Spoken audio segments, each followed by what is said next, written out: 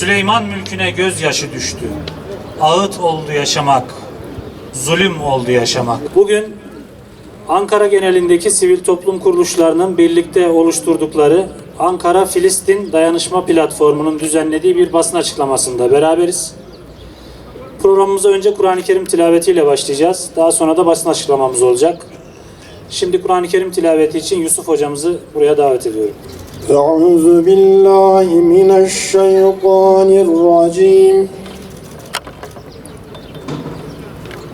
Bismillahirrahmanirrahim.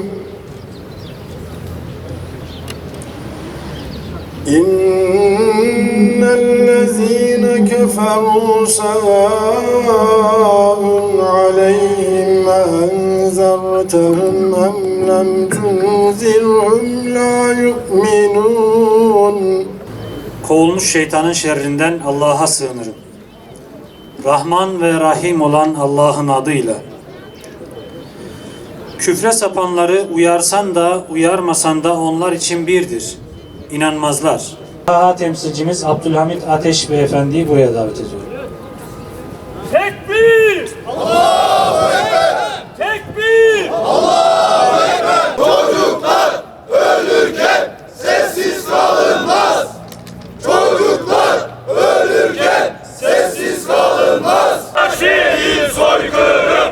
Katil İsrail! Katil İsrail! İnsanlık onurum Siyonizmi yerken! İnsanlık onurum Siyonizmi yerken! Ne kadar iddia ettikleri bütün değerleri ayaklar altına almış ve bütün inandırıcılıklarını yitirmişlerdir. Denizler, denizler, özgür Filistin! Denizler, denizler, özgür Filistin! İsrail'le ticaret, Filistin'e ihanet! İsrail'le ticaret, Filistin'e ihanet! Sessiz kalamaz, Müslüman zulme sessiz kalamaz.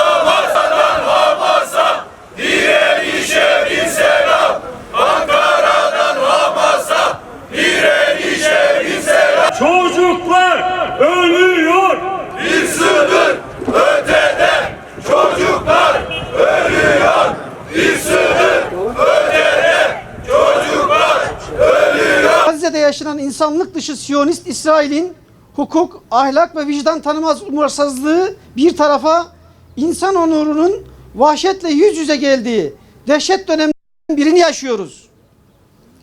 İşgalci, ırkçı Siyonist, apartheid İsrail rejiminin Gazze'ye karşı 147 gündür devam eden bu soykırımına tespit edilen can kaybı 28 bini aştı.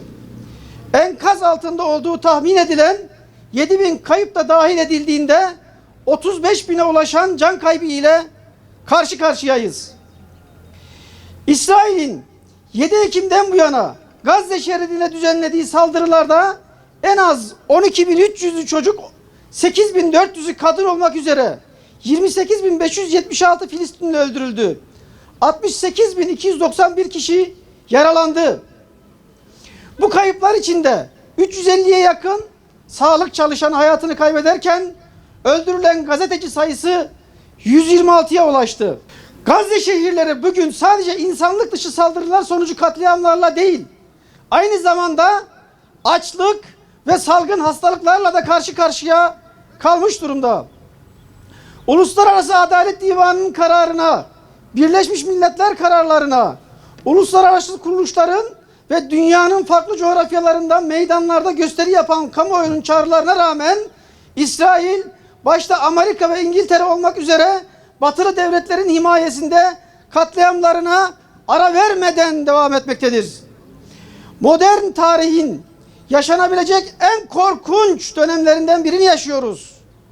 Gazze'ye yönelik gözümüzün önünde devam eden İsrail soykırımı karşısında uluslararası kurumların etkisizleştirilmiş olması, devletlerin sadece kendi çıkar ve hesaplarını güdüyor olması sadece Gazze için değil, dünyamız ve insanlığın geleceği açısından son derece endişe verici bir durumdur. Batılı devletler İsrail'in hastaneleri bombalaması, kadın çocuk demeden sivilleri öldürmesi, insanlık dışı her türlü ambargo ve yerleşimci terörü karşısında sessizliğini koruyarak ve İsrail'e destek vererek bugüne kadar iddia ettikleri bütün değerleri ayaklar altına almış ve bütün inandırıcılıklarını yitirmişlerdir. Daha ne kadar insan çocuk ölmeli ki ABD ve Batı ikna olsun? Hamas diye hayali bir düşman uydurup sivil halkı soykırıma tabi tutmak artık uluslararası camia tarafından inandırıcı bulunmamaktadır. Hakikat şu ki kör topal olmuş uluslararası Birleşmiş Milletler sistemi de çökmüştür. Uluslararası zeminde Siyonist işgalci rejimin itibarı kalmamıştır. ABD kamuoyunun baskısı ile ABD hükümeti bile desteğini zoraki vermektedir. Arjantin'den Malezya'ya, Moskova'dan Paris'e, İstanbul'dan Kudüs'e tüm dünya sokaklarında Siyonist İsrail'e destek verenler utançlarından başlarını eğerek gezeceklerdir. Bu karanlık günlerin sonu gelecek ve nehirden denize özgür Filistin devleti muhakkak kurulacaktır. Birleşmiş Milletler'in terörle mücadele konularında insan hakları özel raportörü Ben Saul özellikle insan üzerinde etkisi olan batılı devletler ABD ve Avrupa ülkelerinin yapacağı çok şeyin bulunduğunu belirterek şöyle dediler: İsrail'e silah satışlarını ve istihbarat gibi diğer askeri işbirliklerini yasaklayabilirler.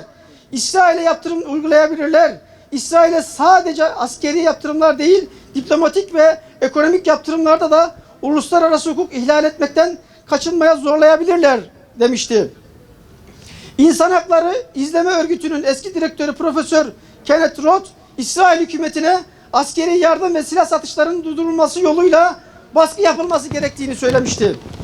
Maalesef bu insanlık dramı karşısında İslam ülkelerinin tutumu ve durumu tarihte bir utanç sayfası olarak yer alacaktır.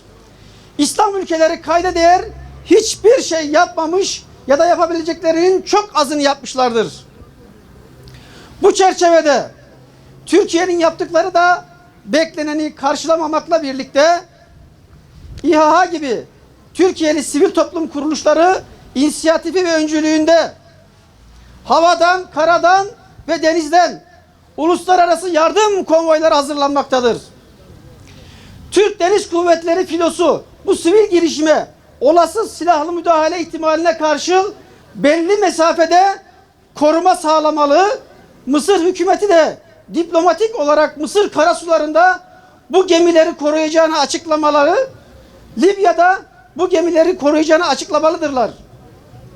Türk Hava Kuvvetleri de olası müdahale durumunda uçaklarını Adana, Antalya'da kalkışa hazır ve yüklü bir şekilde tutmalı, yeteri sayıda uçakla devriye gezmeli uluslararası semalarda. Hatta Cezayir ve Tunus'ta Akdeniz'de bu gemileri koruyacağını açıklamalı, İncirlik ve Küreci'yi her an kapatabilecek bir şekilde hazır durulmalı. Denizden müdahale olursa karadan da hareket edebilecek şekilde birlikler teyakkuza geçirilmelidir. İnsansız hava araçları da Akdeniz'de muhammatlı bir şekilde devriye gezmeli. Filistin'e destek veren dünyadaki tüm girişimler bu yardım konvoyunu birinci derecede alıp takip etmeli ve sivil destek vermeli. Herkesin gözü, kulağı bu yardım kervanında olmalı. Buradan Türkiye'li yetkililere tekrardan İsrail ile her türlü ticari, diplomatik ilişkileri kesme çağrısı yapıyoruz. Uluslararası Adalet Divanı'na Güney Afrika'nın yanında davaya müdahil olmaya davet ediyoruz. İsrail'de savaş suçu işlenmiş yetkililer hakkında Türkiye'de açılmış davaların önünü açmaya, İsrail ordusunda askerlik yapan Türkiye Cumhuriyeti vatandaşları, evet, Türkiye Cumhuriyeti vatandaşları hakkında vatandaşlıktan çıkarılma ve yargılanma talep ediyoruz. Amerika'nın İncirlik ve Kürecik üslerini kapatmaya davet ediyoruz. Uluslararası alanda bölge ülkelerinin İsrail'i izole etmesi, yalnızlaştırılması için baskı oluşturmaya, bu kapsamda İsrail'e uçuşlar için hava sahasını kapatmaya davet ediyoruz. halkımızı İsrail'e karşı boykotu yılmadan ısrarla devam ettirmeye davet ediyoruz. Bugün dünyanın doğusunda, batısında vicdan sahibi 10 binler, 100 binler, milyonlar başka insanların acısını yüreklerinde hissederek İsrail katliamlarına karşı tepki gösteriyorlar. İsrail soykırımının durması için mücadele eden, kendi devletlerini insani tavır almaya çağıran dünyanın vicdanlı insanlarına Ankara'dan, Çubuk'tan selam gönderiyoruz. Yine zulme ve zalime hiçbir şekilde boyun eğmeden, kıt imkanlarına rağmen İsrail'e karşı onurluca mücadele veren Gazze'nin yiğit evlatlarına da selam gönderiyoruz. Bütün uluslararası kuruluşları ve dünya kamuoyunu hepimizin gözleri önünde devam eden bu vahşi soykırımı insanlık adına durdurmaya davet ediyoruz. وَاَنَا اِلَّا عَلَى الظَّالِمِينَ الصَّلَاةُ وَالسَّلَامُ عَلَى رَسُولِنَا مُحَمَّدٍ وَعَلَى آلِهِ وَصَحْبِهِ اَجْمَعِينَ وَتُبْ عَلَيْنَا يَا مَوْلَانَا إِنَّكَ أَنْتَ التَّوَّابُ الرَّحِيمُ وَاهْدِنَا وَوَفِّقْنَا إِلَى الْحَقِّ وَإِلَى طَرِيقٍ مُسْتَقِيمٍ بِبَرَكَةِ الْقُرْآنِ الْعَظِيمِ وَبِحُرْمَةِ مَنْ أَرْسَلْتَهُ رَحْمَةً لِلْعَالَمِينَ. Ey alemlerin Rabbi, ey Erhamur Rahimin, ey Ahkemül Hakimin, ey Rabbimiz Allah'tır dedikleri için eza ve cefa gören, zulmedilen Nasirin, yardım edenlerin en hayırlısı, ey Müstean, yalnız kendisinden yardım istenilen, ey Hafiz, koruyan, ey Kadir, ey Muktedir, ey Kavi, ey mazlumların Rabbi, zalimler güruhuna karşı mazlum Gazze'li kardeşlerimize ve yüreği onlarla birlikte çarpan, onlarla birlikte kanayan ve ağlayan şu Müslüman ümmete imdad eyle. Ey Allah'ım, onlar adına sana yalvarıyoruz. Şu fesatçı kafirlere karşı bizlere yardım eyle. Ey göklerin ve yerin ordularının sahibi olan Allah'ım, kahraman Gazze'li mücahitleri sahipsiz bırakma. Onların ayaklarını sabit kıl. Bedir ve Uhud'da gönderdiğin gibi onlara da katından koruyucular ve yardımcılar gönder. Onları ve müminleri zalimlerin elinde rezil rüzva eyleme Allah'ım. Bizleri inkarcıların elinde oyuncak eyleme Allah'ım.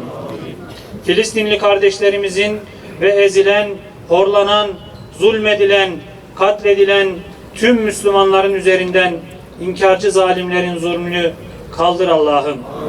Amin. Ve selamun alel murselin. Velhamdülillahi Rabbil alemin. Lillahi Teala'l Fatiha.